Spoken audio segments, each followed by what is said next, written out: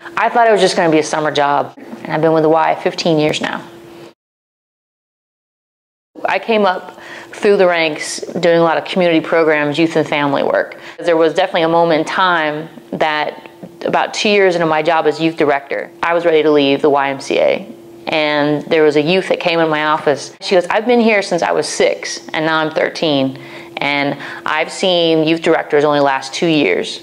And you've been here 2 years, so I'm wondering when you're leaving. And at that moment, I realized that I could be like everyone else and leave, or I could figure out a way to change the culture and figure out how could youth directors feel empowered and feel like they could be part of the association and have kind of a long-term career. And so that was a big pivotal moment in my life.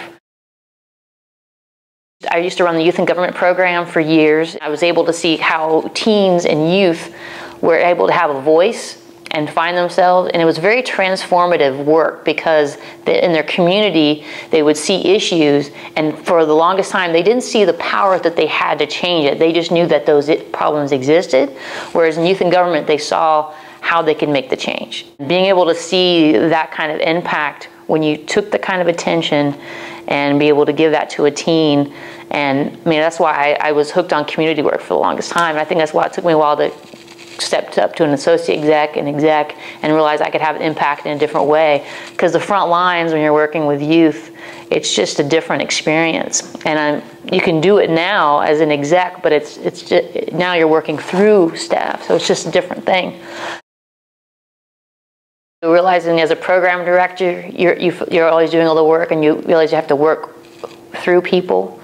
Now, as an associate exec and working with people, it's just really important to create a culture where staff development matters, that you're caring for your staff, and it's not just at the director level, it's at all levels, and being very visible and going out in the community in the different events or whatever it is, and it's just really showing visibility and caring about the kind of work that they're doing. I wanted to be in a position where I could be more of a change agent, because even though I was executing change as an associate exec, I still feel like I could do way more as an executive director, because I felt that you just have more impact. I think because of the kind of training that I've gotten from mentors, I always felt like I'd call them and they gave me really great advice. I was able to take the Executive Development Institute, which I learned a ton, not only about myself as a leader, but then just how to work. And I think that was a really important step in my development. Develop a training plan, and then in concert with that, talk to other execs, and even I would even say VPs, CEOs, anyone, because I think if you hear from different people from all different levels, if you're hearing their stories, it allows you to kind of connect to them and then see, okay, that worked for them, is this going to work for me? Ask them, what did you do in order to get that job? What inspires you? What drives you? Why do you want to keep this job? And just figure out what's going to be your right path with the why.